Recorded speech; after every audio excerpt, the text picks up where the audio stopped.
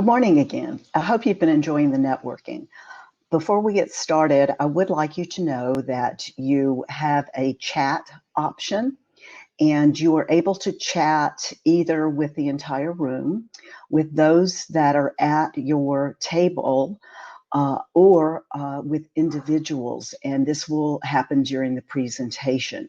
You're, of course, not able to talk during the presentation, but you will be able to chat.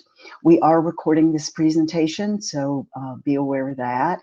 And again, welcome. And at this point, I would like to bring onto stage our CEO, Mr. Mark Sharp, and I will bring him up right now.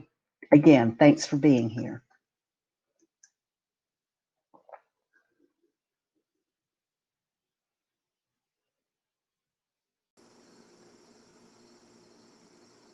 I hope looks like I'm live, and I hope my audio is working. This is a historic event and historic time for our nation. And I want to welcome you all to what I believe is going to be one of the most exciting redevelopment projects in the nation. And that's the Uptown District and the Tampa Innovation Partnership project in partnership with the City of Tampa, Hillsborough County, and our anchors. And let me briefly mention our anchors of this organization, the University of South Florida. And if you happen to drive down Fowler Avenue, you're going to see a very exciting project on the research park that's going up, a multi-story research facility you'll be hearing more about today. Moffitt Cancer. Moffitt Cancer is one of our founding anchors. When this organization was created, I was a county commissioner at the time, Hillsborough County Commissioner, and Moffitt was behind creating this fine entity. And Moffitt has a very exciting new development going up on McKinley, and it's a new hospital, and you'll be hearing more about that today. The VA hospital, James Haley Hospital, they're a newer member, and they're working now on a 5-story bed tower right there on Bruce B. Downs. You'll be hearing more about the work of the VA hospital and the trail that we hope to build that will connect the VA to the development of our district. Advent Health. Advent is a key member of our organization. They were one of the founding members as well. And if you happen to drive down Fletcher Avenue or Bruce B. Downs, you'll see a 6-story Tenasia surgical tower that's lifting up from the ground, expected to be completed in 2022. And we'll be hearing more about that project as well today. The University Area Community Development Corporation, a newer member of our organization, but they've been around for a long time doing historic work in the Uptown District. Artie Management. You might not know much about Artie Management, but if you've been to the University Mall, you've seen their work. They purchased the mall in 2015, and it's a mall no more. And our chairman, Chris Bowen, who's going to be speaking after me, will talk about the redevelopment at what we now call the Rhythm Development, and he'll be telling you about that project. Why this is so exciting is that what we have are billions, with a capital B, billions of dollars of development activity that is taking place right now within our district. And our mission is to connect it, to bring it together, to make it accessible to all the citizens of Tampa Bay and the 80,000 plus residents of the Uptown District who are part of this very exciting project.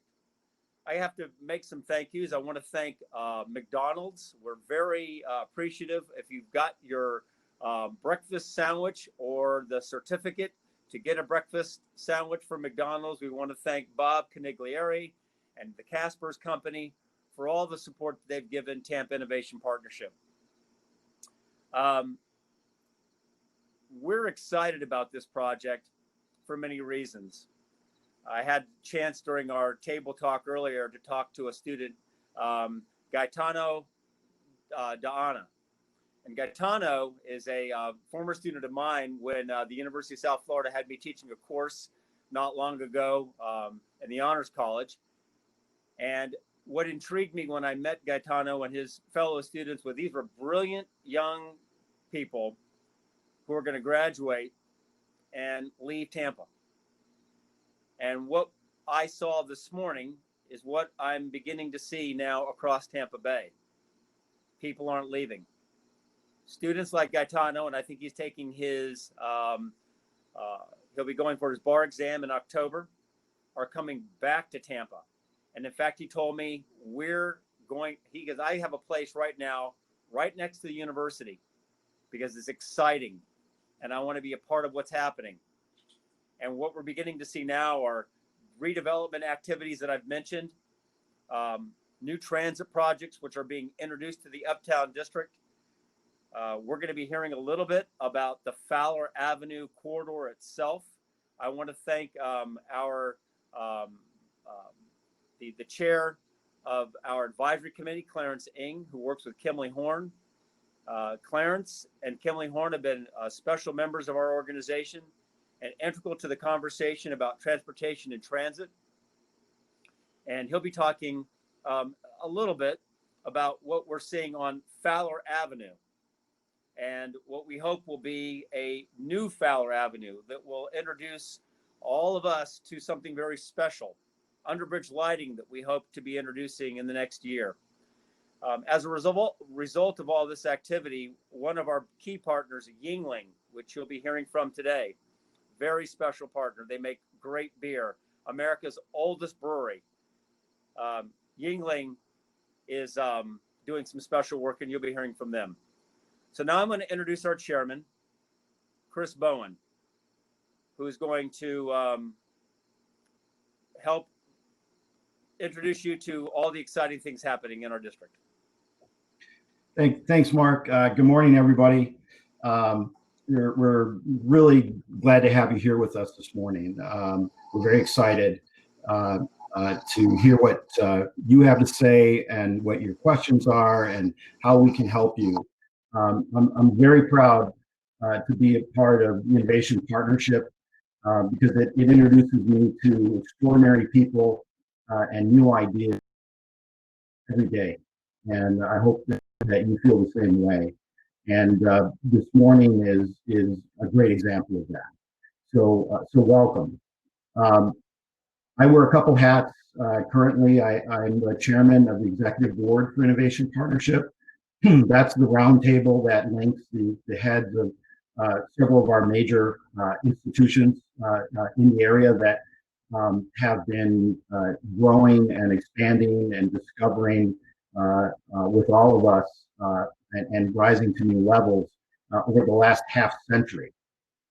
It's a very unique mix of institutions, some medical, one you might be familiar with on the academic side, and all are doing incredible work. And they're also working together and more so every day, which is even more exciting. And now the time is to really leverage everything we can out of what's been built in our innovation district over the past half century, to leverage it and bring it out to the neighborhoods and really let neighborhoods engage with the technologies, with the people, with the resources and the ideas and the vision as a common vision for our community that we can all work on and we can all be a part of, and we can all move in the same direction.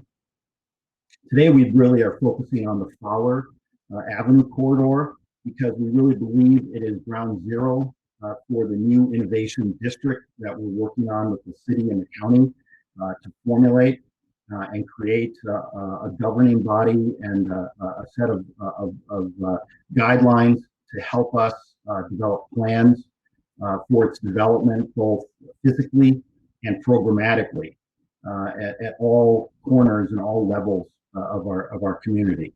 So Fowler is very, very important.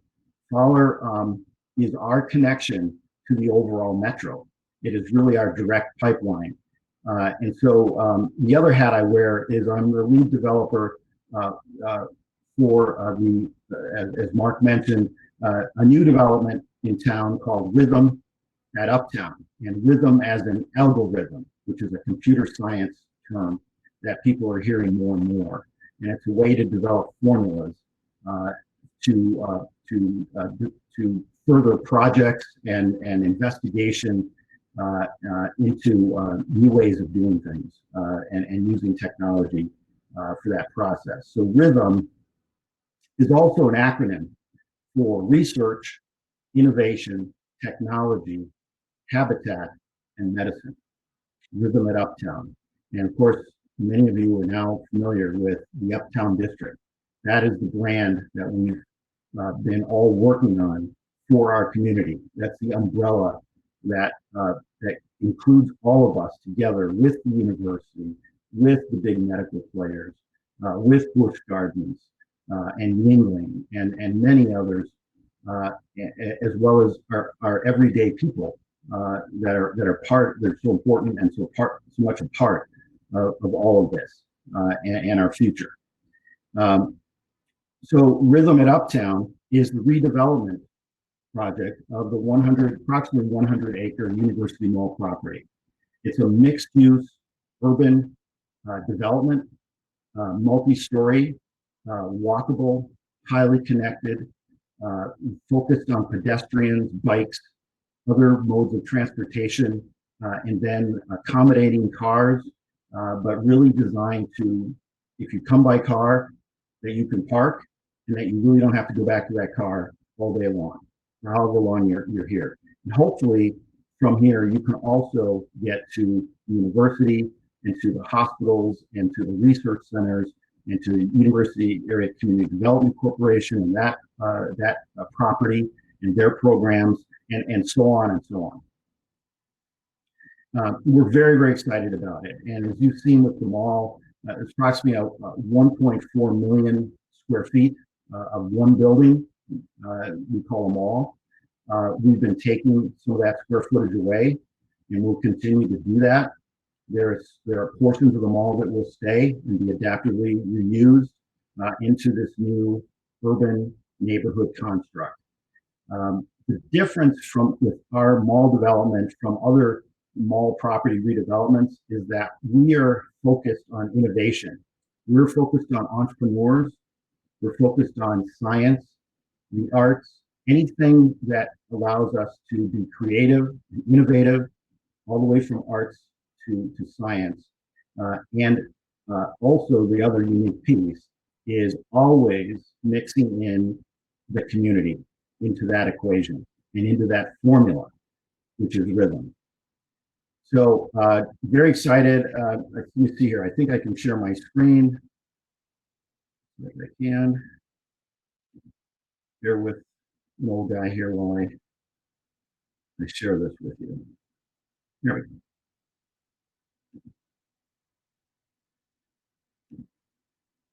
All right. So Rhythm at Uptown. That you see a streetscape, that's the vision, that's the vibe, that's what we're trying to create. Where you see the mall today, this is what is coming. People are asking, will there still be retail? Yes, there will. There'll be a lot of retail, over 500,000 square feet. But there'll be a lot of other things too. There'll be a lot of office for all sorts of players, a lot of research, a lot of medical, a lot of corporate. But on the street, you'll have a lot of life, a lot of community organizations, a lot of shops, a lot of food and entertainment and beverages and parks and green areas, all of that. But it's a concentration of a mix of uses. What I'm showing you here is the ground level plan that we have, the master plan, and all these buildings. I have two versions of it. This is the one that is on an aerial that actually shows you how this plan fits into the current property. On the ground level, you see the amenity life of this development. So you'll see all the services and shops and a lot of other things, and with a road grid connecting everything, and mainly a walkway, sidewalks, wide sidewalks to not only walk on but to gather on. And so connecting all of this together, as you get off the ground level, you start to see office use and residential use. And I'm trying to see what color we have here. Okay, same thing. So the orange type, shades of orange are office, and the darker blue is residential. So as you get off the street level up into the sky, you're seeing that lots of opportunities for people to live here, lots of opportunities for people to work here and innovate here.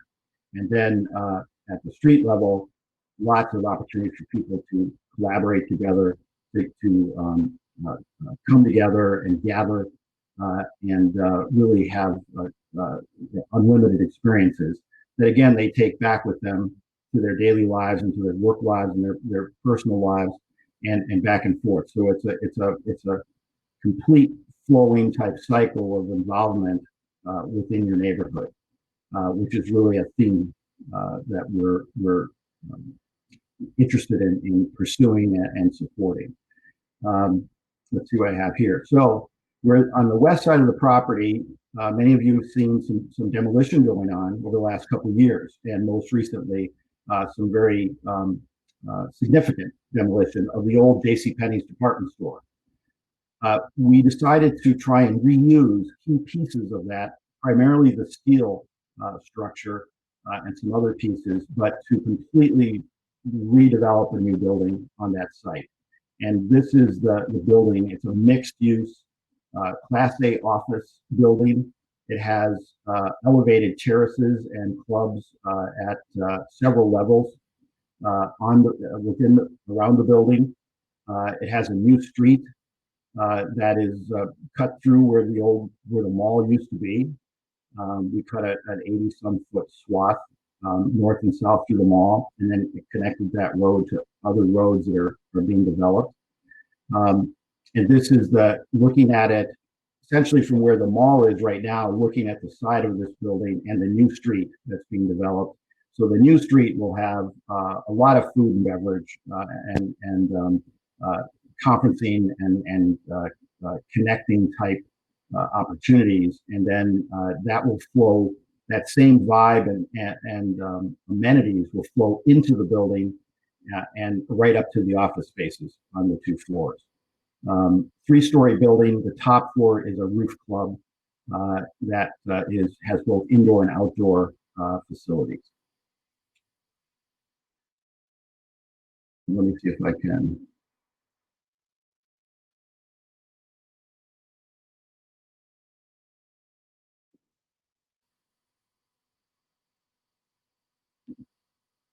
All right. I'm sorry, I'm just getting some updates here from the chief. All right, I'm going to push this along. I've got Eddie Birch coming up.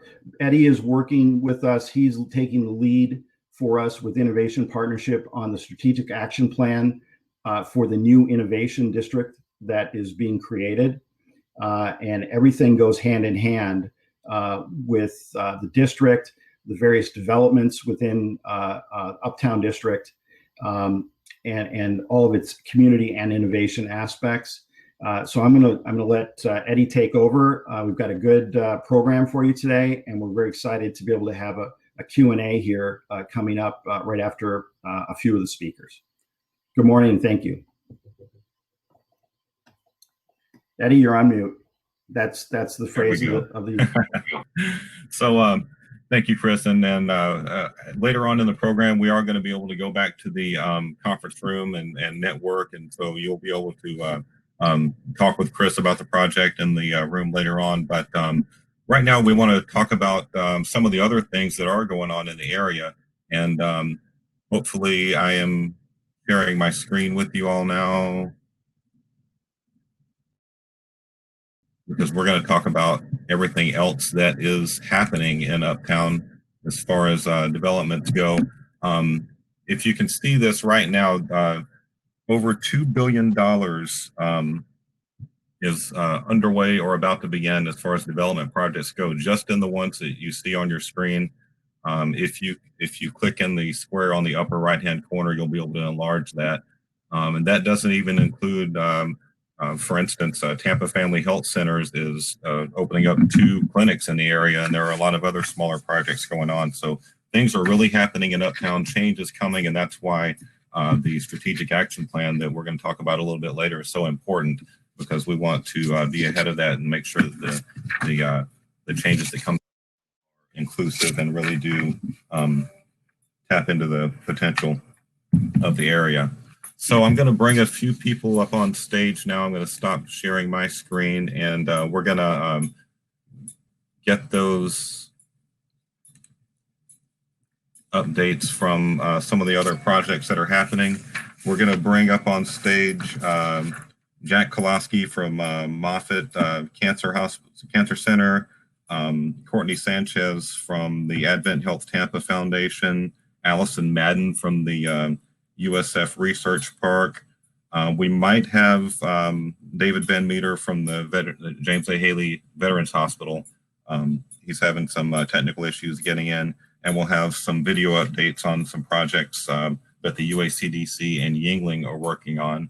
And there's Van Meter. Good morning. Morning. Can you hear me, sir? Good. I Good. can. Welcome. This is David Van Meter. He is the acting director of the James A. Haley VA Hospital. And Mr. Van Meter, you've got anybody who's driven up and down Bruce B. Downs Boulevard has seen that there's a lot going on at the hospital. Can you tell us a little bit? There is a lot, Eddie. Thanks. I appreciate having the opportunity to share with everybody. So my name is David Van Meter. I'm the interim chief executive officer here at the James A. Haley Veterans Hospital. And we do have a lot going on from Lakeland to Lecanto. We're upgrading our infrastructure, but closer here to home between Fowler and Fletcher and adjacent to USF, we're building our new bed tower. And we've been working very hard with our general contractor and partner Turner Construction, United States Army Corps of Engineers, and our own internal subject matter experts to make sure, number one, that everyone's safe on the project with COVID-19, and second, to make sure that we're still on our critical path. I'm very, very pleased to say that we're still on track and lost no time with the current pandemic on our construction, which is a blessing, and we're still projected to have our first patient day in early 2022. Great, great. Thank you very much. If you have time to stick around, a lot of people might want to talk with you about it later. If not, I do. I'm back to back. I've got about 8 minutes. I've got to go to yet another virtual meeting. So, but okay. That's kind of what's happening around here, closer to home and to the Innovation District. Thank you. Thank you. We're going to fly through these real quick. Jack Koloski's on. Jack's the president of Moffitt Hospital. And Bonnie, if we could also bring up Courtney Sanchez while Jack is giving his update so we can hear about Advent Health, and Allison from the USF Research Park. Mr. Koloski? Good, thank you. If you can hear me. And Eddie, I think I had some slides, some pictures, because it says 1,000 words. You do, yeah. So, let's go ahead and get my screen up there so we can show this. We have really 2 projects in this area, one that was just recently completed, and that is the what we call the clinical support building. But it's a large 8-floor building. There you see a picture of it. It's right behind the original hospital, between there and the old USF College of Medicine. And those 8 floors house physicians, other clinicians, some research, and in the clinical labs. We're in the process of moving. We opened up in March and gradually have been moving people in. I'm speaking to you from the 8th floor where we moved our administration and what will be our new CEO. Next slide, please. And so there's just some interiors. We've also, as many other organizations have done, scaled back, made much more extensive use of video technology. Private offices are much less in terms of square footage and much less prevalent. This was something that we had planned for a few years, but accelerated, of course, with COVID. Next slide. We recently had, in the middle of June, we had a groundbreaking. In the upper right, you see a picture of us doing the groundbreaking on the site on McKinley. This project is almost a $400 million new hospital project. And you see a rendering of that in the upper left. And that will be a transfer of beds in the inpatient surgeries from this original location on McKinley Drive to, or I should say Magnolia Drive over to McKinley Drive. Initially, it's 120 beds of inpatient surgical. Eventually, it could be 400 beds if we built that project out. And on the lower left, you see picturing of the renderings, footings, and a live picture or more recent picture of some of the things that have been going on. Next slide. There's the more recent picture with all the footings and everything going in. Next slide. And then you see that it is connected. The idea is that it's connected between the Schulz outpatient building on McKinley. Behind that was the M2 Gen building that the city, state, and county really were instrumental in helping get built for the M2 Gen project. Now it houses all sorts of things like immunotherapy and molecular labs and things like that. But you see the connection, inpatient to outpatient, and it probably wouldn't be too hard to visualize that could become our main clinical campus in somewhere down the road. Of course, that's all subject to funds availability and strategic plans, including the new CEO who just started, will start in November. His name is Patrick Hu. There's an inside of the rendering of the hospital and the lobby and such, and then I think we had another view of the hospital. So all in all, between the $380 million or so that would be for this hospital and the $80 million for this building, you know, almost $500 million of investment in this general community. And there's the timeline. So we're about 3 years, a little less than 3 years away from actually having our first patients there, but we'll need it definitely by that time. Okay.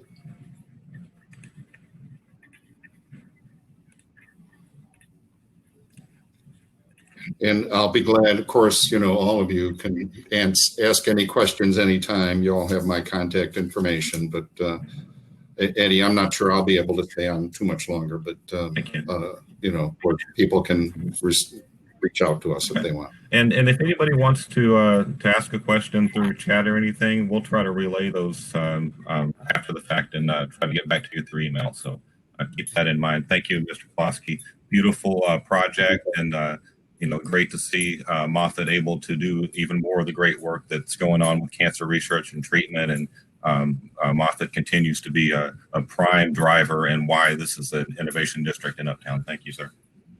Right, thank you. And now we're going to hear from Advent Health Tampa. We have Courtney, Executive Director of Advent Health Tampa Foundation, and she's going to talk to us about what's happening on the corner of Fletcher and Bruce B. Downs. Welcome, Courtney.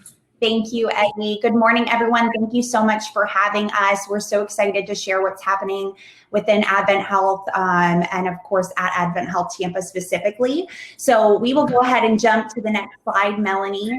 First, before, oh, there we go, perfect. So wanted to share some fast facts about Advent Health Tampa specifically. Of course, it was built and opened in 1966, and it was actually acquired by Adventist Health Systems in 2010. And so through that acquisition, Advent Health Tampa then became a part of the Advent Health national network of over 50 campuses across the country. So we see as a system over 5 million patients a year. So it's an incredible addition to the community, of course. And Advent Health as an organization is really, really honored and excited to be investing in our new Tim Asia Center for Surgery. And I'll share some facts on the next slide.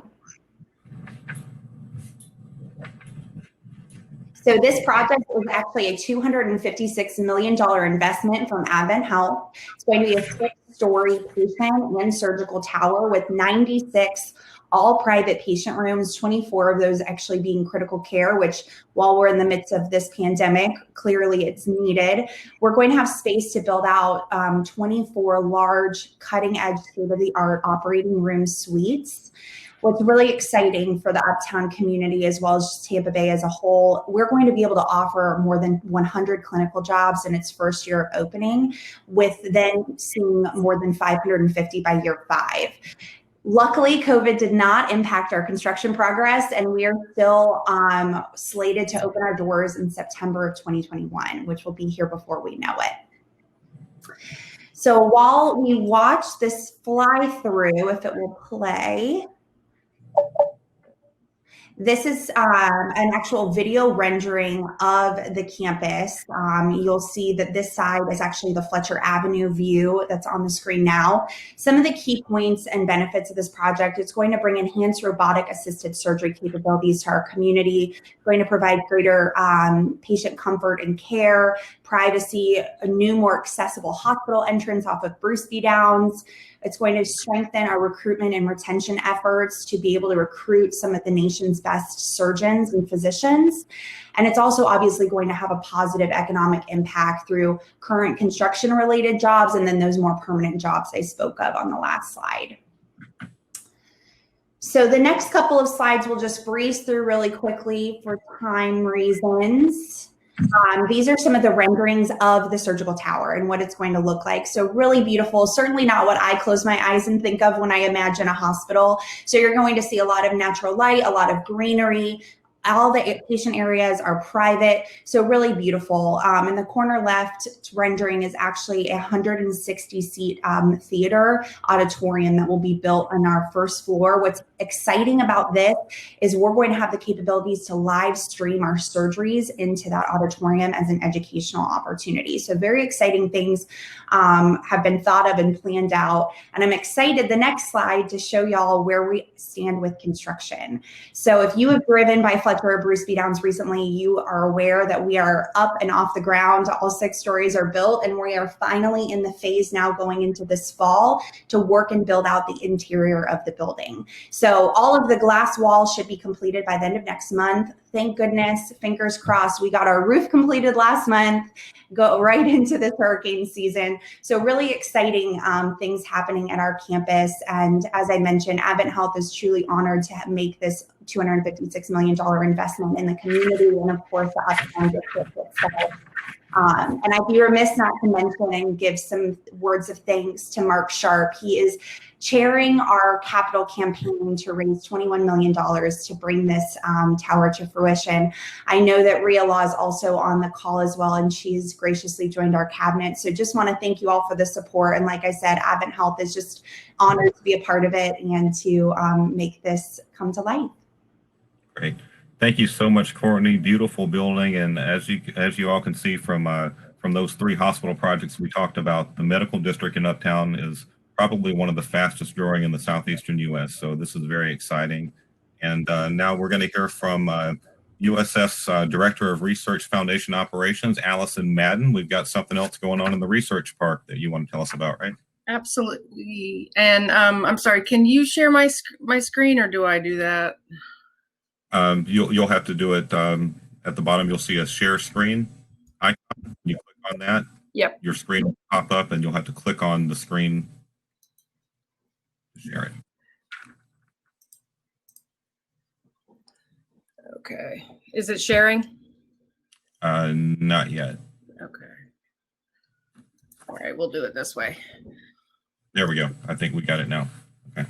All right. Yes. Well, I'm pleased to have the opportunity to speak with you about the USF Research Park and the project that we've got going here. So the USF Research Park is 112 acres on the north and south side of Fowler Avenue, directly adjacent to the university's Tampa campus. The intent here of the research park, and specifically this new building, is to collaborate, innovate, develop, and commercialize technology. We've got about 440,000 square feet built out in the USF Research Park with 100% occupancy. So we are in the process here of bringing in another 120,000 square foot mixed use lab and office building over 3 floors. We'll have a rooftop plaza. First floor, 150 capacity meeting area, first floor cafe with pretty extensive exterior patio seating areas, and will be LEED certified. Our design build team is Skanska Gensler. And one thing about the USF Research Park is that there needs to be a relationship with the university to be in the research park. We don't define what that relationship needs to be. We typically see student internship opportunities, faculty collaboration opportunities, licensing of intellectual property. Could really run the gamut there, but there has to be a reason why you want to be a part of the university community to be in the research park. As we look at, so this is the view of the building from inside the research park. This is Spectrum McKinley here and Fowler Avenue in front of the building. So again, we're looking to strengthen the ecosystem with space for startups and established companies. Our brokerage and marketing firm relationship is with CBRE, and we've been very pleased with that. And I'm sorry, my notes are at the bottom here, so I can't really see them. So this is just kind of a slide to give you an idea of some of the research-specific infrastructure. So we've got 15-foot floor to ceiling height here, so to allow for the MEP infrastructure, as well as, there's a lot of scientific equipment that needs to have pretty substantial floor to ceiling heights there. We'll have generator power, hazard waste storage and everything, and you can see kind of an image here of our roof deck here.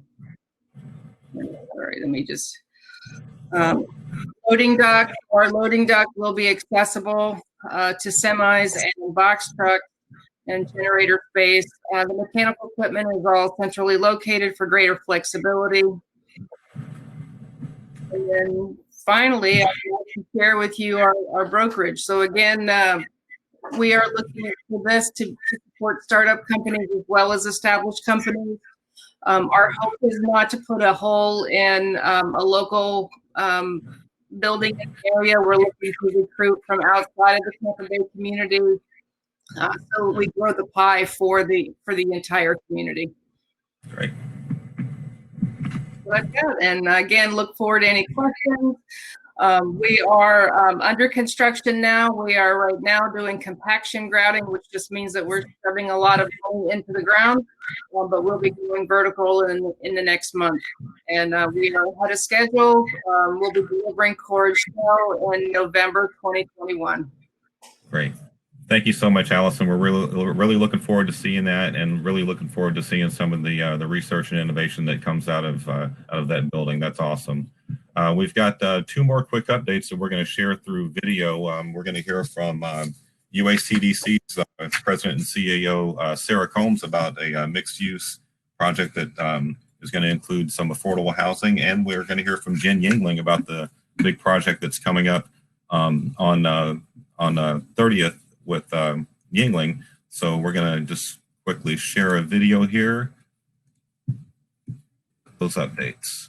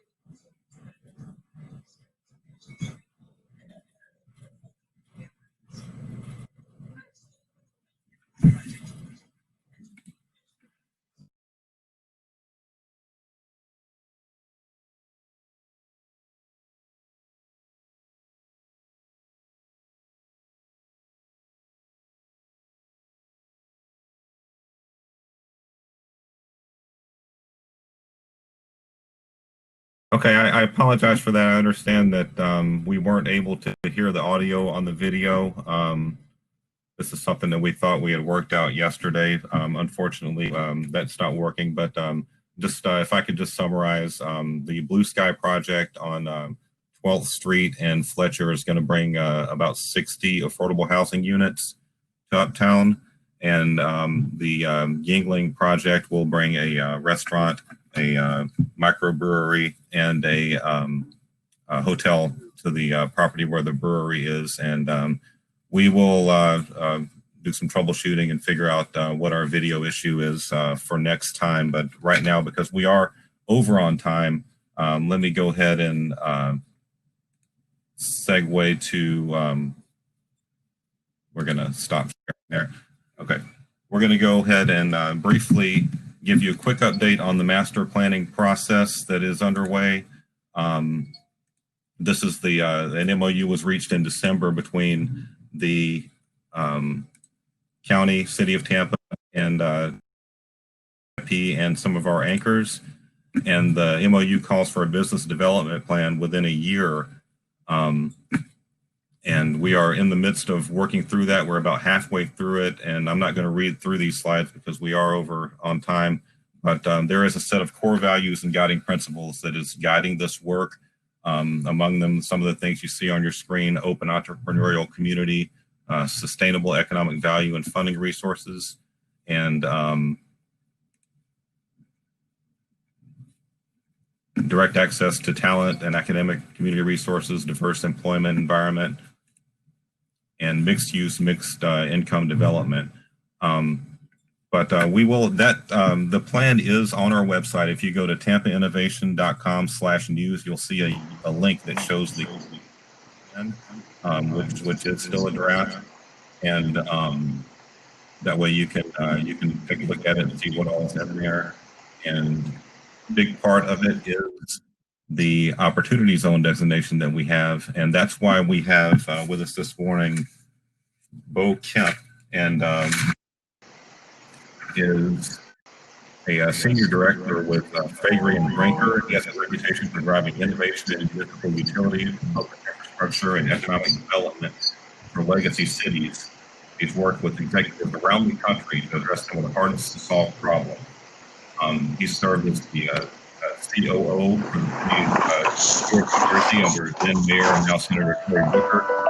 And he's been very instrumental in the Opportunity Zone creation and one of the foremost experts in the Opportunity Zone in the nation.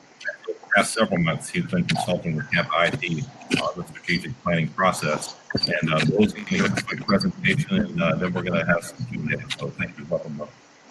Thank you. And let me see if I can.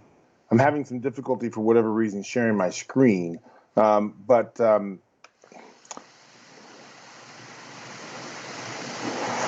if I'm not able to share my screen, then I'm going to go ahead and take you through some of the elements verbally. Are you able to see my screen now?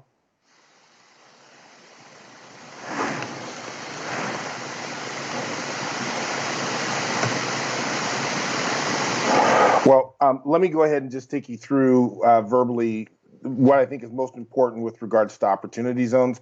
I've had the opportunity to work with both the city and the county and the Uptown team over the course of the last year on the master plan and all of the elements.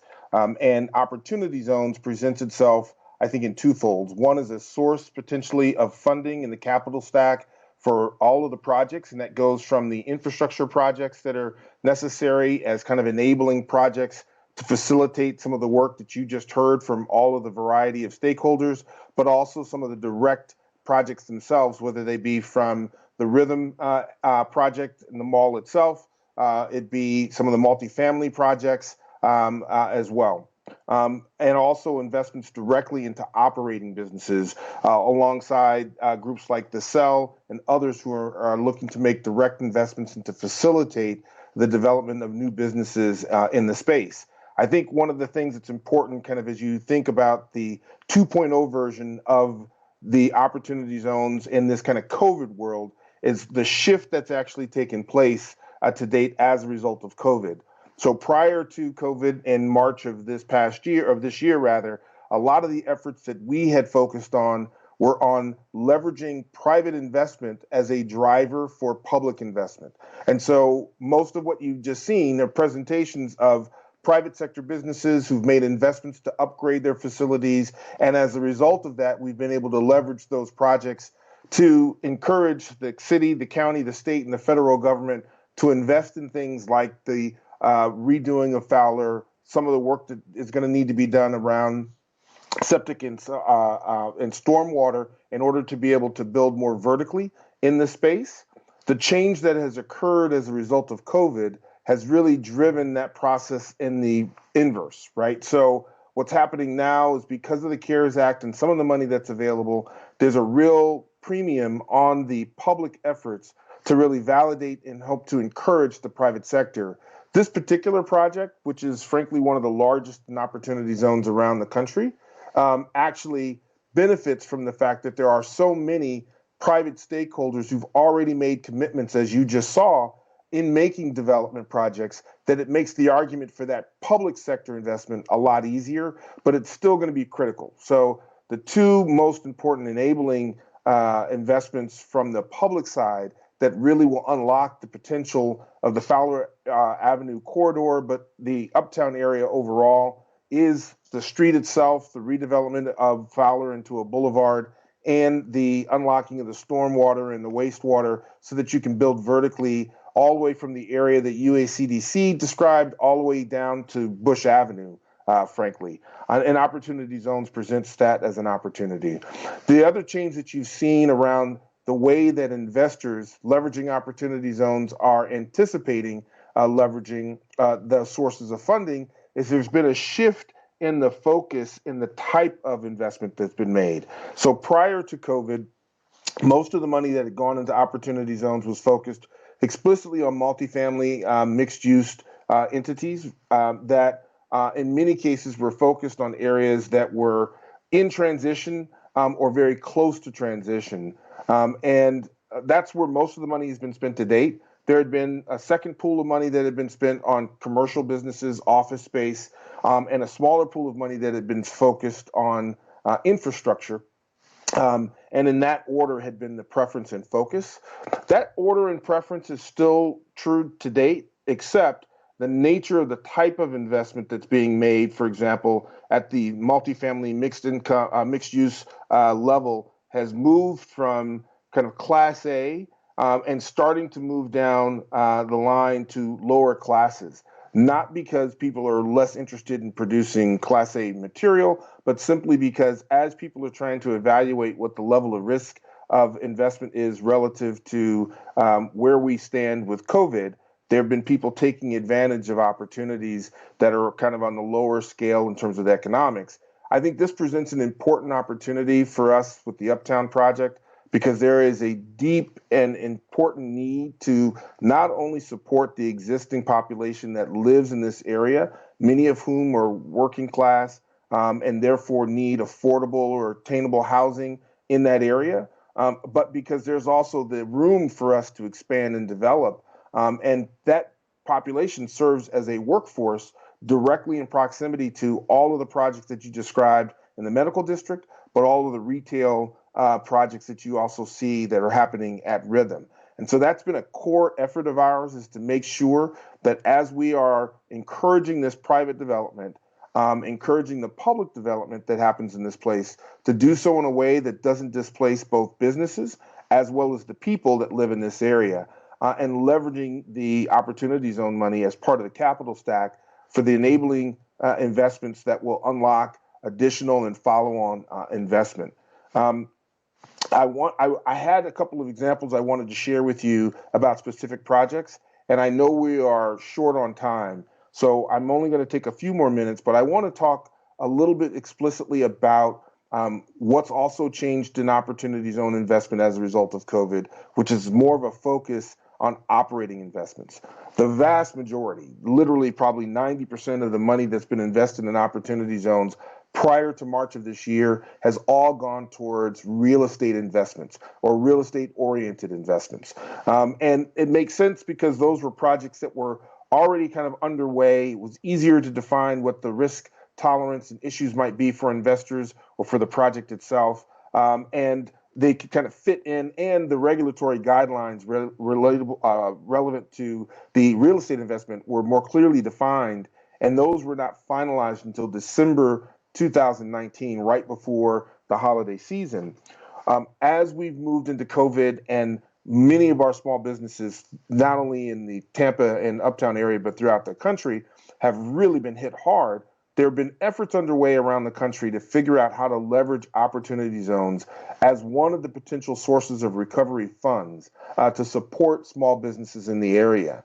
One of the projects that I've had the benefit of working on outside of the Tampa area, but I'm very eager to hopefully port and bring to our Uptown project, is around leveraging these funds as equity investment tools. So what we've actually done is created a hospitality fund, and this has been focused primarily in New Orleans, but is absolutely applicable to the Uptown region and Tampa broadly, where what we are doing is taking non-controlling stakes, equity stakes, as opposed to debt stakes, in businesses that are in the hospitality industry, and giving those entrepreneurs an opportunity over the course of 10 years, which is the structure of the Opportunity Zone investment, to actually repurchase their equity as their business recovers. The reason for this is to make sure that you keep intact the ownership of the existing business and give them a chance to actually grow their business out of opportunity, out of the COVID environment that we're in, and kind of back to a place where they are operating at full strength, which may take a couple of years, and a chance for them to continue to grow. But do it in a way that doesn't hamper them or put them in a place the way a typical private equity investment might, that essentially takes a controlling stake and starts to make decisions on behalf of those entrepreneurs. We're finding a lot of interest in this space because hospitality is so central to the core economy of many places around the country, and that's absolutely true in the Uptown space. The economy around the medical center, which is dependent on people being able to get in and out and be able to identify hotel space to stay, Busch Gardens, Yingling, and other entertainment venues are reliant on the restaurants and hotels that support the 4 million plus people who are coming in every year. And so these types of funds that are being created, leveraging opportunity zones, we think could be very applicable in the Uptown area as well. And we are working to try to identify ways in which we can leverage that kind of a capital stack for the purposes of making investment. So given that we're short on time, Eddie, I thought I would stop here and allow us to move into any Q&A, and I can address additional issues there.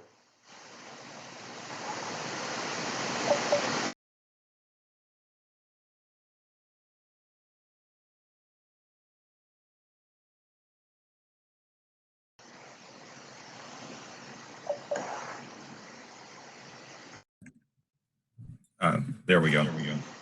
Must have muted myself when I thought I was unmuted. Just wanted to say thank you to all of you who replied to the survey and suggested. We're going to kick off with one of them right now. Actually, Kenneth is not going to be on yet. We're going to bring up Mark and Chris back up on the stage so we can do the Q&A. And one of the questions that came in, Bo, was could you talk a little bit about the possibility finding the low-income housing tax credit with opportunity zones? Yep. So that's one of the issues that we really want to see addressed in the Uptown area. Yeah. So it is actually possible, and there are projects that are doing exactly that, combining low-income housing tax credits, whether they be 4% tax credits or the 9% more competitive tax credits, with opportunity zones. And Eddie, you might want to mute yourself. There's some background, I think, coming from you. And so that is possible as part of the capital stack, and you will see a number of projects where that is happening. What I will say, though, is that the combination of OZ money and the LIHTC funding, it's not that OZ money is somehow superseding LIHTC funding. So any of those projects that are low-income housing, like the projects, for example, that Sarah Combs shared, they still need that LIHTC funding. And in many instances, projects can't get done if they're only getting 4% tax credits. They need the more competitive 9%. But what Opportunity Zone funding is providing is the gap that's often necessary to come from the private sector.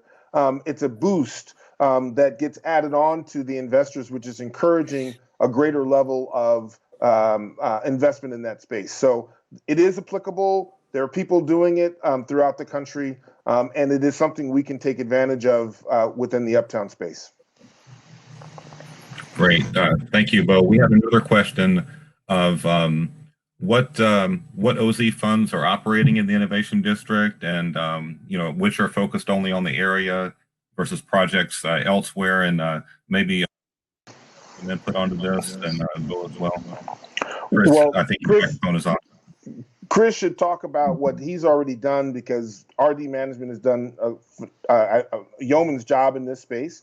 But we've been engaged broadly as the Uptown District by multiple groups who have a strong interest in making direct investments with opportunity zones in the space.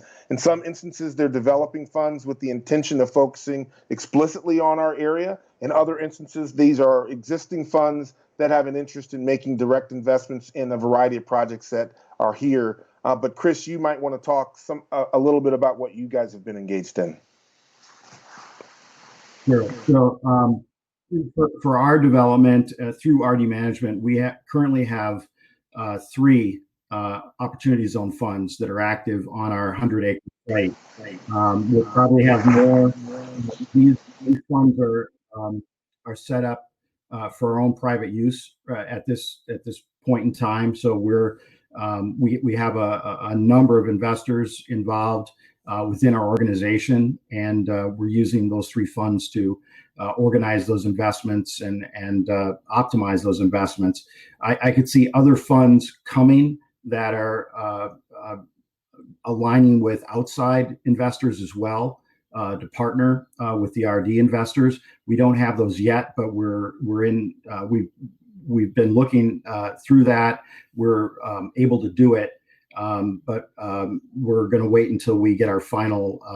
Been waiting until our final zoning and master plan approval comes through here at the beginning of next month, which we've been working on for several years. So once that happens, then we'll start to look at other funding mechanisms and opportunities. We're hearing the same thing along the Fowler corridor from other property owners. So we're starting to, and today is an opportunity, this event, preparing it and now taking place, was to start to identify more property owners and investors on the street, as we call it, but on Fowler Avenue, that have also started to organize and set up funds, for Opportunity Zone funds, like RD has. We think there are several throughout the street, and we know of several already, but I think there's a lot more that we don't know about. So we're hoping to get information.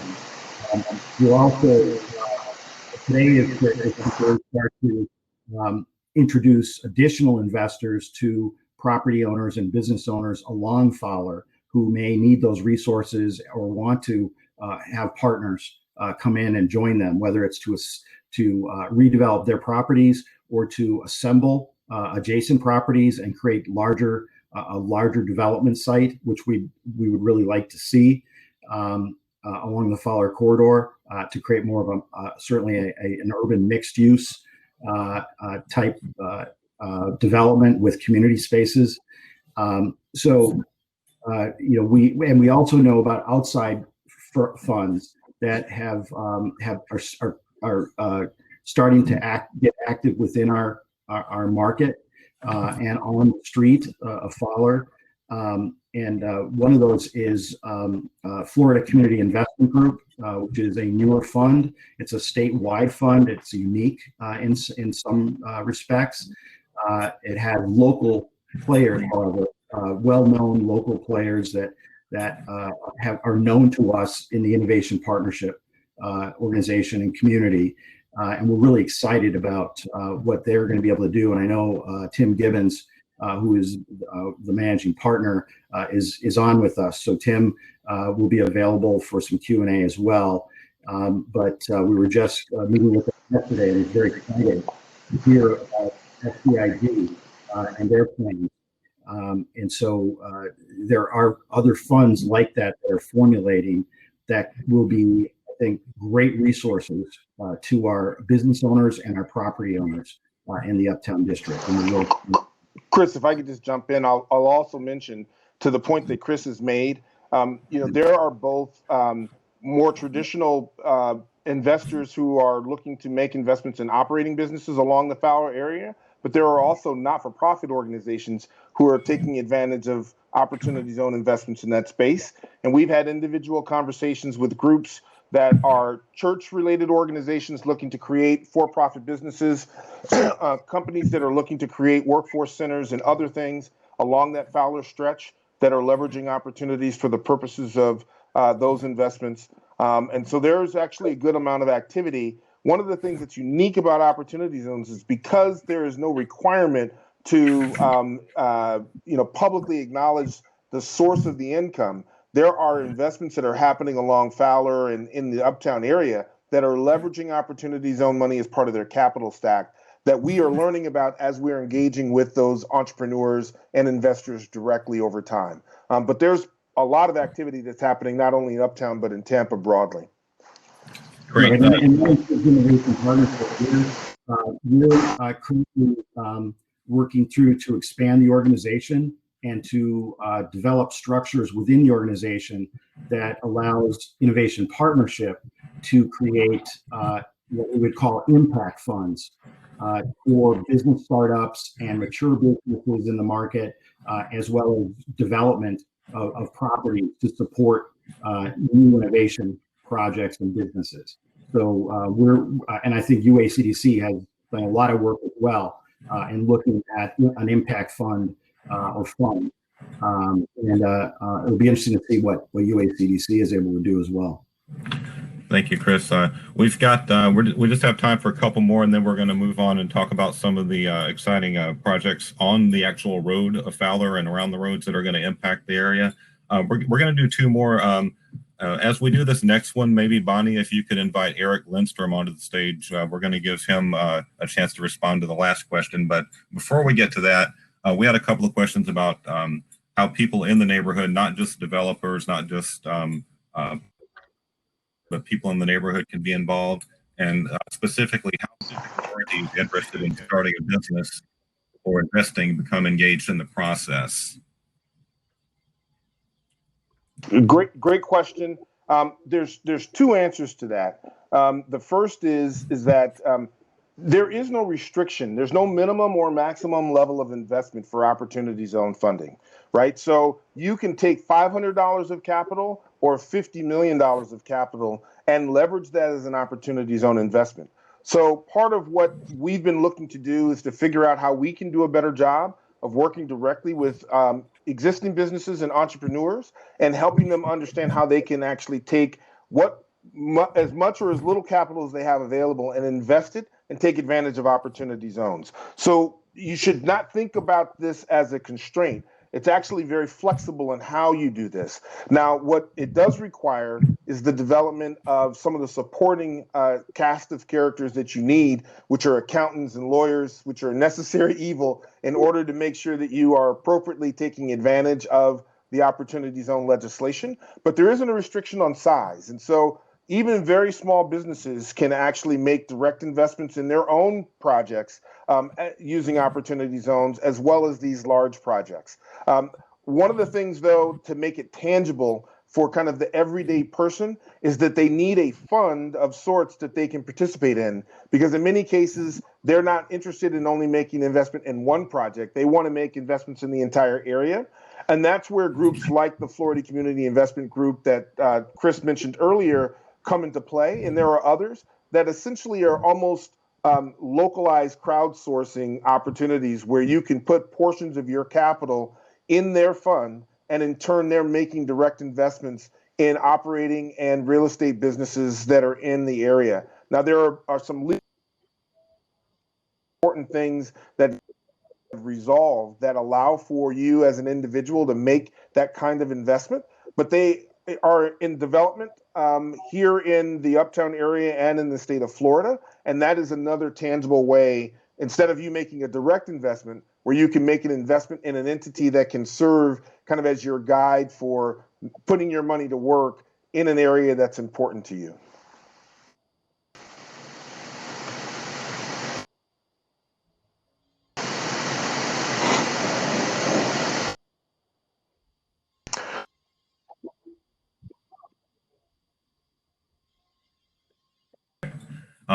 This is more of a local question, but one attendee asked what sort of development incentives are there in the Uptown area, and we have Eric Lindstrom with us today, and Eric is the Competitive Sites and Redevelopment Manager for Hillsborough County, and we're going to pitch that to Eric, and then we're going to talk with FDOT and Kimley Horn and the MPO about some of the road projects in the area. Thanks, Eddie. Hey, Eddie, can I bring up a shared PowerPoint real quick? Just a short one. Yeah, if you want to click the share screen down at the bottom. See it? There we go. And if you want to enlarge that, everybody, just click on the icon in the upper right. Okay, thanks, Eddie. I appreciate you inviting me to the meeting today. I represent a program called the Redevelopment Incentives for Pilot Project Areas. It was a program that was approved by the Board of County Commissioners back late 2016. So this program's been in play for about 3.5 years. We identified 4 areas around the county that this program applies to. University area is one of those. Trying to figure out how to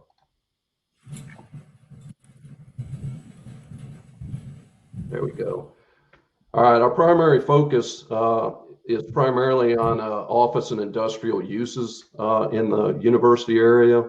We're focused on existing buildings and expansions to those buildings dated 2000 or older. So this is about improving the older stock that's located in that area primarily.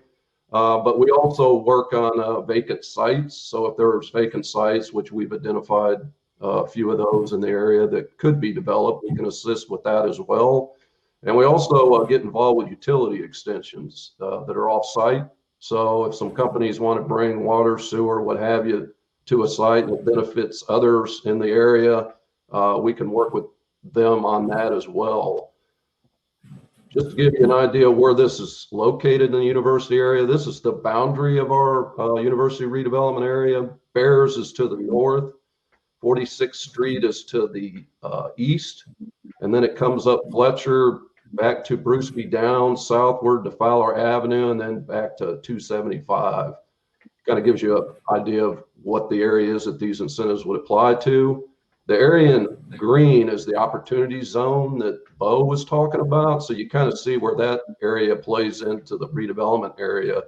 So, you know, our incentives could be added on to whatever projects are using the opportunity zone incentives. So it's a bit of an add-on that could be helpful in the pro formas with those projects. This next slide kind of shows the full area, the IP boundary, opportunity zones, and our redevelopment area. So you get a flavor of where the redevelopment area is in relation to the bigger picture there. Our programs consist of the following. We offer up site permitting assistance. So we can work with projects on expedited permitting, which means we can cut the time in half to get site permits or building permits issued. There's no fee with that. That's just something that we work with our development services department to make happen. We also have a program that can help write down your permit impact fees associated with that project. That can go up to $50,000. Our programs are 1-to-1 if you use them individually as far as what you have to spend and what you get reimbursed. So if you spend $100,000 on permit fees, you could get the full $50,000 back. But if it's anything less than that, then it'd be in proportion to whatever you spend.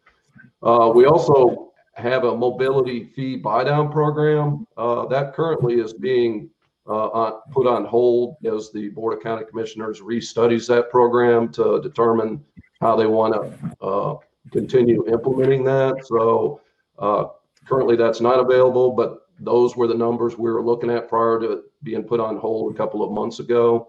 Moving into office and building assistance, these are for existing buildings.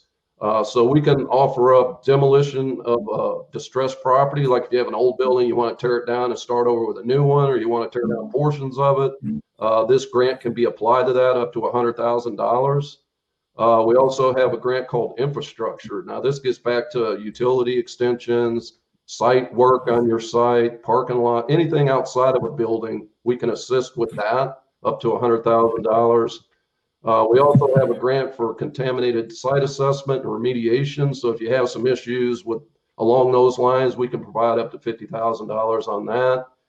And then getting into one of our two well-used ones that because we've done about 18 projects to date, and most of our projects focus in on these two, which is building exterior. That can be windows, roofs, that sort of thing that need to be replaced on a building, up to $100,000. Or in the interior, if you have to remodel the interior, move walls around, do whatever, I mean, put in HVAC, what have you, we can work with you with that up to an $80,000 number. A third area that we focus on, which we haven't used this grant yet, but we wanted to have that in our arsenal in case it was needed, which is what's called the Catalyst program. And this is geared toward allowing multiple uses, including residential, to be proposed, which would be in an area where we can't get office and industrial development to occur. But if somebody were to come in and, let's say, renovate a previous site that would include residential or retail, that sort of thing, that would help move the needle on office coming in and around it in the future, then this grant could be applied to that up to $350,000. And then last but not least is our small business assistant program. And this is the one we've used in the university area only to date. We've had 3 projects, and all 3 of them have been in the university area. And these are geared toward retail establishments that have kind of gone downhill, need a little refurbishing on the facades, that sort of thing. And these retail operators can get up to $50K, which is pretty good compared to most programs I've seen around the state. This is a pretty good amount of money to spruce up your facades. And we've had 3 take advantage of that in the university area, and those projects turned out really nice. So that's kind of the lowdown on what the programs are that we offer. Just real quick, this is our process. It's pretty fast once the applicant gets his application in. The first step is to meet with us just to make sure what you're doing and what programs you're asking for that are eligible. Then you move on to the application stage. We have that online now, so it can all be done online. The key to it all is that we require 3 bids to be submitted on the work, and we select a low bid as to what our grant would be based on. We don't tell you who to hire or anything, but our grant will be based on the low bid. So just so you have an understanding of that. We'll provide, once that application is complete, we'll provide a grant agreement to the applicant. They'll sign it. We'll put together an agenda item. It goes to the Board of County Commissioners for review. They have to approve it. They meet twice a week or twice a month. So it's, we can get on their agenda pretty quick. Once they approve that agreement, the project can move forward. And then once the project's completed, we reimburse you whatever the percentage is we've agreed to in the agreement on the project. And that's it. I mean, it's just, you make the capital investment, we reimburse you the money, and you're done. We have a lot of information on our website. Also, I just want to mention Valerie Farrell, who's my cohort who does the actual processing of the application. So you'll interface with her initially on these when it comes time to apply. And then here's our website, which gives you information far more than what's in this presentation. We also have a map that locates all the previous projects in our redevelopment areas. So that's it for me. Great. Thank you so much, Eric. We did share in the chat the PDF that outlines the program, so we appreciate you coming this morning and sharing that information.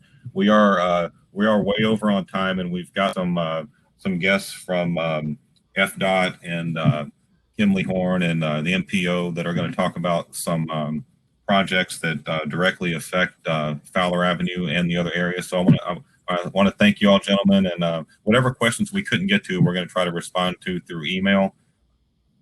Important thing about this event is starting new relationships, and we're going to continue this conversation. And if we weren't able to get to your question, we're going to continue. We'll connect you with the speakers, and we'll go ahead and address those after the fact.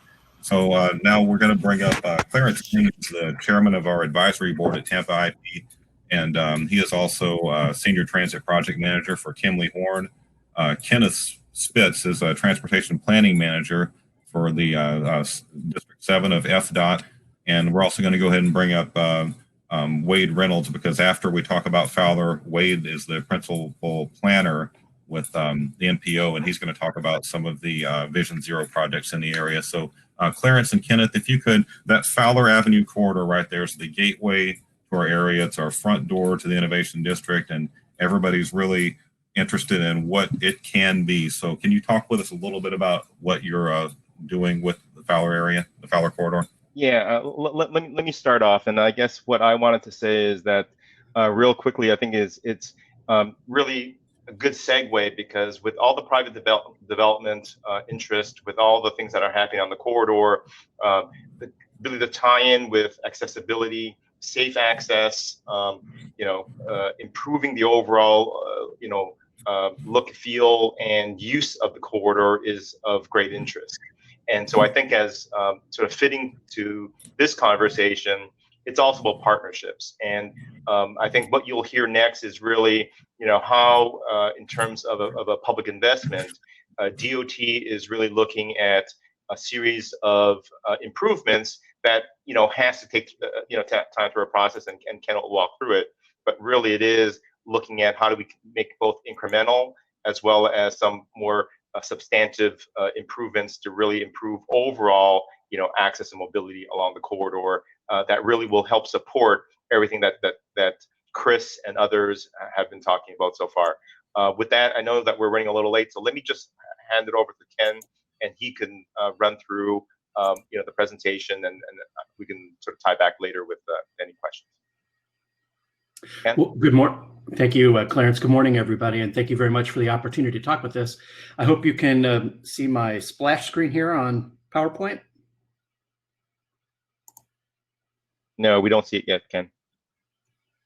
Let me know when you do. I think you have to. Did you do the share screen on the bottom? Let's see. Try that. Yeah, it's showing up on mine.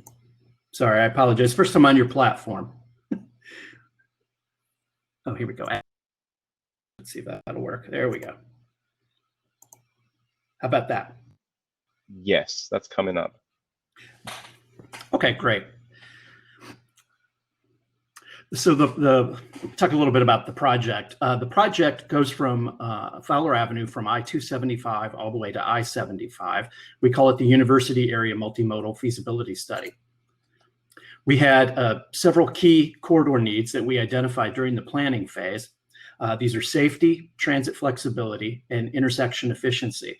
As you're all aware, we do have issues with pedestrian safety along Fowler Avenue, and we want to look at how we can do things, adding things such as crosswalks, new pedestrian signals and signal types, upgrading of lighting. We're also very interested in making the cycling potential along Fowler Avenue safer. Obviously, you've also heard about the BRT proposals, which come from HART. And so we also want to make sure that whatever designs we come up with in the future take transit and its flexibility in its design. And as you're also very much aware, you all have many exciting projects that are going along Fowler Avenue. So that also means that we have to make sure that the roadway works, so that it's efficient for the vehicles, whether they are pedestrians or whether we got cyclists or automobiles or transit vehicles, can safely use Fowler Avenue. So with those as our key corridor needs, we needed to look at our time frame for actions. At FDOT, we budget in 5-year chunks. We call it part of our work program. And so you'll see here that we have short-term, medium-term, and long-term views on how we will go about and do projects. As you're all aware, there's very many different competing interests for government money. And so we have projects all over our 5-county district. So we have to plan for these. So what we were trying to do with Fowler Avenue is look at safety. And I've got the proposed implementation schedule. I hope you can see if I can make this a little larger. Is that showing full screen now?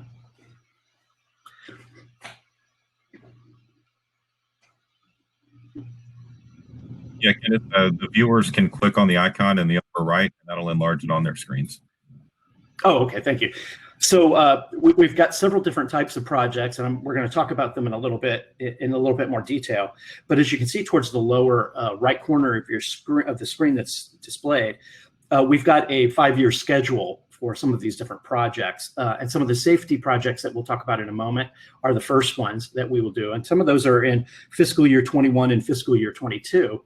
And just so you know, our fiscal year is July 1, so we are already in fiscal year 21 currently. So this is current and then next year, calendar year. So as you can see, we're planning on making safety improvements at several different locations along the corridor. And then after that, we're looking at intersection improvements and then more of what we call corridor improvements. And I'll explain what those are.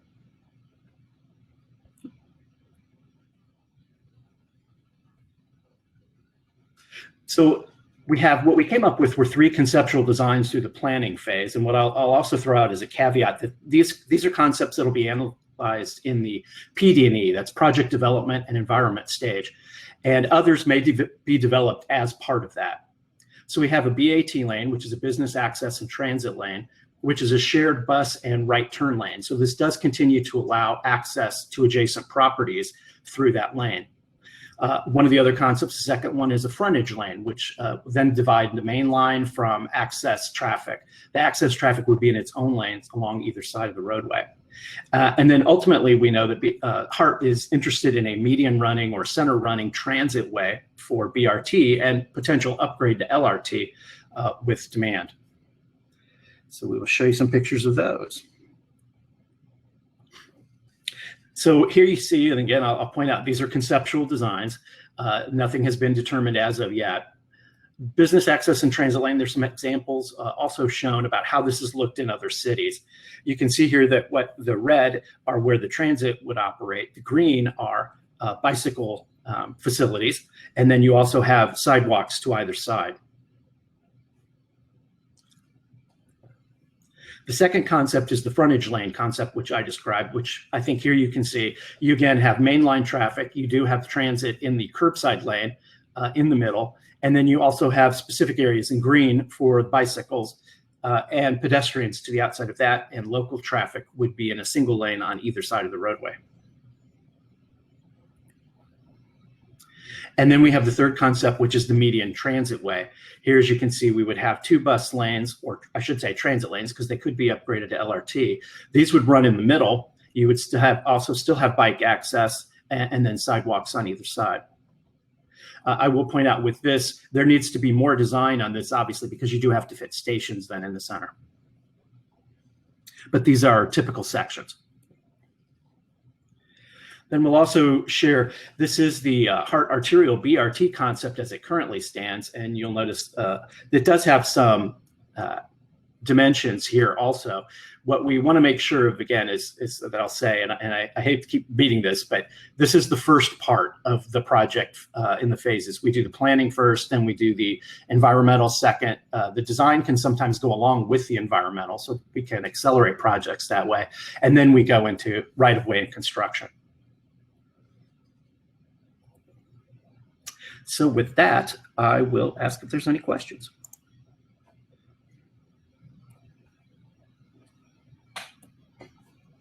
So let me turn my mic on. There we go.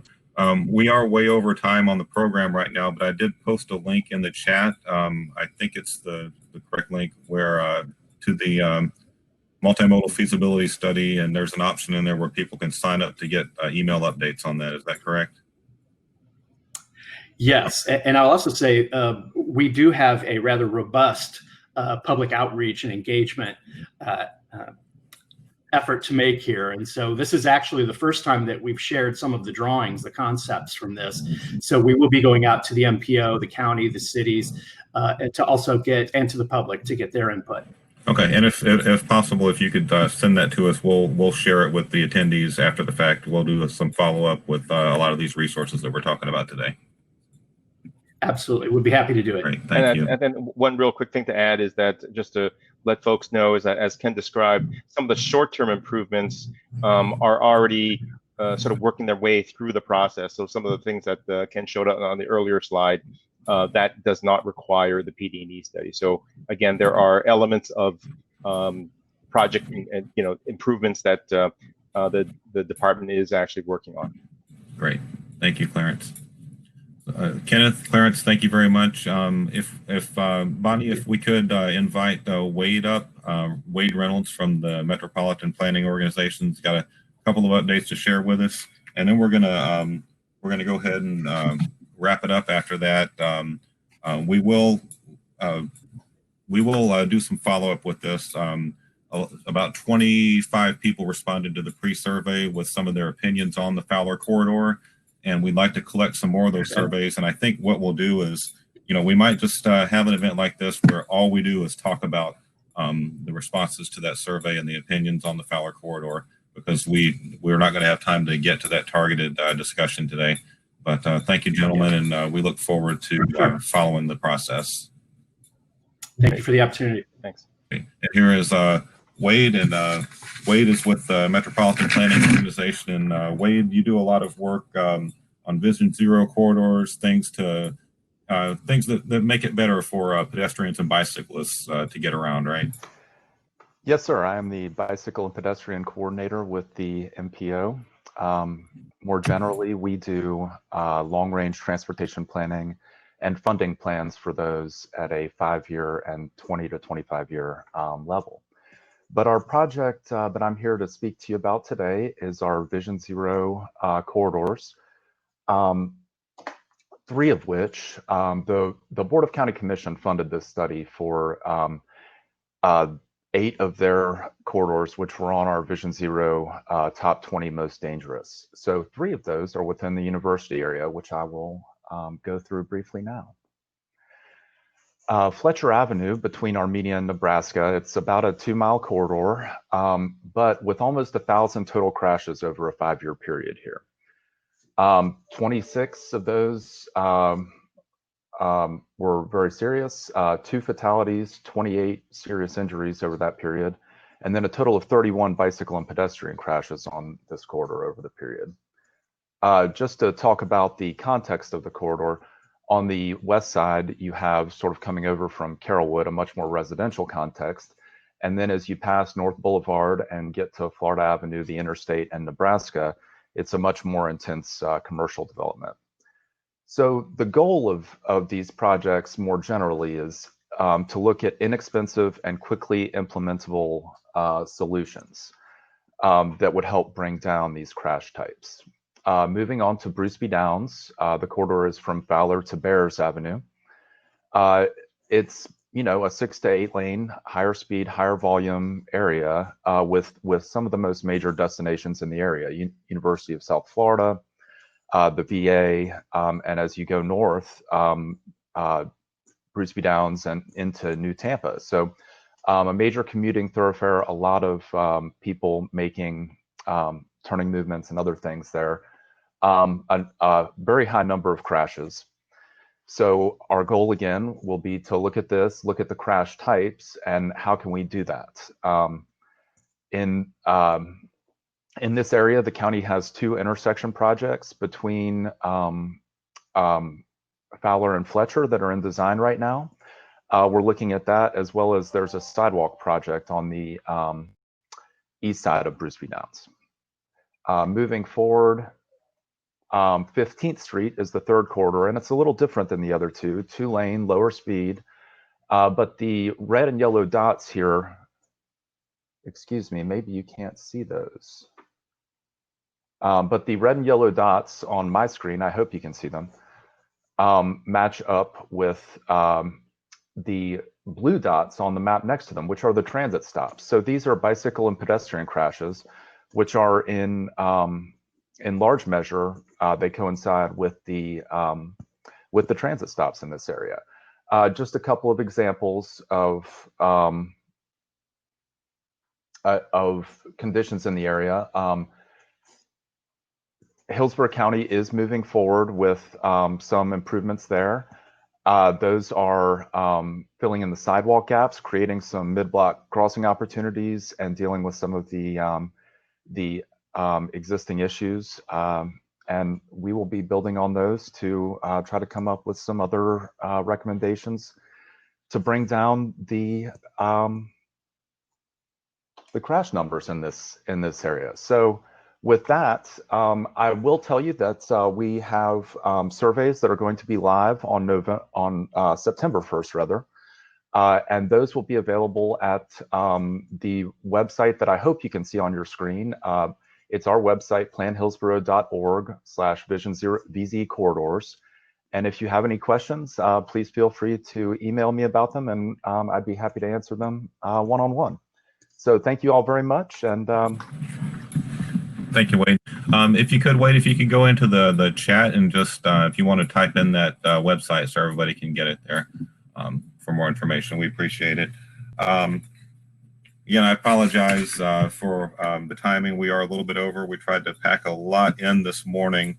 And like I said earlier, we did get some survey responses and some information about the Fowler corridor, and we will we hope to, if you haven't done that survey, we'll send out the link again. We'd like to gather some more input so that we can really have a targeted discussion about the Fowler corridor. We also we want to give you some time to go back to the virtual conference room and talk with each other and continue some conversations. If you didn't get to an important question, move around the room. You can ask some of our presenters to elaborate on some things. And again, we will follow up and answer some questions through email. We'll reach out to a lot of you individually, and just want to just say thank you again to everybody for attending. And please do, if you have time, stick around in the tabletop networking area so we can continue the conversation. And again, tampainnovation.com is our website. We're on Twitter at Tampa Innovation and Facebook Tampa Innovation. Connect with us, and let's continue talking. Let's work together to transform the Fowler corridor in the Uptown area. Thank you, everybody, for being here this morning, and stick around I'll see you in the conference room.